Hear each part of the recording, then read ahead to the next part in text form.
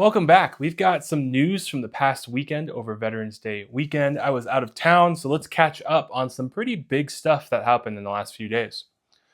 First things first, Munetaka Murakami is posted by the NPB, and his negotiation window will be open from now until December 22nd. So really curious to see where he ends up signing.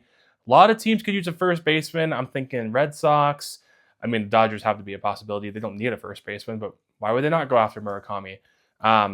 Maybe the Giants. There's a few teams that could use a first baseman of his caliber. So see if he can translate his skill set into the big leagues. We'll find out next year.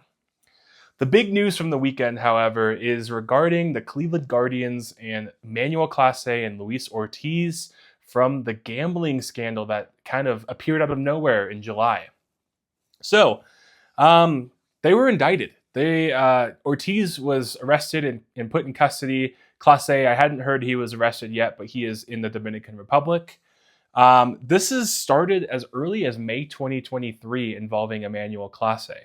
That's quite a few years now that he's been doing this, and all for nothing really. So Clase caused co-conspirators to make $400,000 off of his in-game specific things that he did.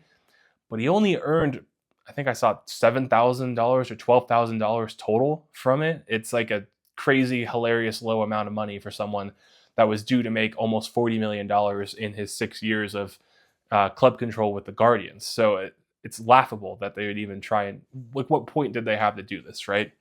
And then Luis Ortiz, he caused co-conspirators to win $60,000, and he joined pretty late. He only joined this year, and Clase actually got a little bit of cash thrown his way from getting Luis Ortiz on board. So they both face up to 65 years in prison. Now that's a pretty high mark, but it wouldn't surprise me if they saw some prison time for this with the fraud accusations and everything else that goes along with it.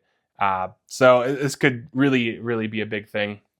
Both of them are claiming innocence through their lawyers, as we expect them to do. So this will likely go to a trial because of that, or maybe some sort of a plea deal.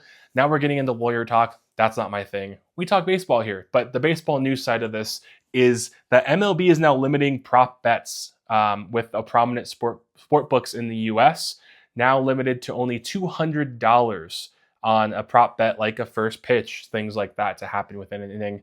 That's good for baseball. There's just no need to have these possibilities of this happening. We just saw it in the NBA earlier a couple months ago now. So it needs to be addressed, and MLB has addressed it. So let's hopefully we can move past this, and I'm really curious to see what these proceedings happen with Luis Ortiz and Emmanuel Clase.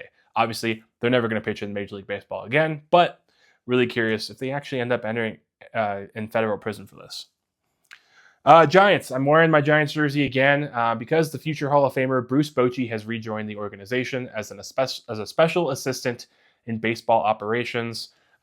He's going to help Tony Vitello, new head coach of the Giants, probably get on his feet. It's the kind of guy you want in your organization to help reset a culture and then help a brand new coach who's making the jump from the NCAA to Major League Baseball. Some smaller news, the Royals, they acquired Kameron Misner from the Tampa Bay Rays for a player to be named later in cash. And then quick rewind, talking about the Giants and the Royals at the same time, they made a little quick player swap where the Giants acquired Logan Martin and the Royals acquired Mason Black. Nick Kurtz wins the Rookie of the Year, and Drake Baldwin as well. Nick Kurtz for the AL and Drake Baldwin for the NL. We'll have a more in-depth video going over their specific seasons and where they rank in baseball history, as well as the voting breakout for each of them as well. Some real small news now. The Dodgers signed Eliezer Alfonzo Jr. to a minor league deal. He's a minor league catcher. Anytime the Dodgers sign someone, though, kind of sparks your interest of okay, what do they see in this guy? Because it typically turns out good. And finally, Hendricks retires. He had that amazing season a few years back when he won the ERA title, but he just hasn't quite been the same since. But worth acknowledging his career as a Cub, as a World Series champion with them in 2016. So thanks for watching this video. Let me know in the comments, what do you think is going to happen with these two pitchers in Clase and Ortiz.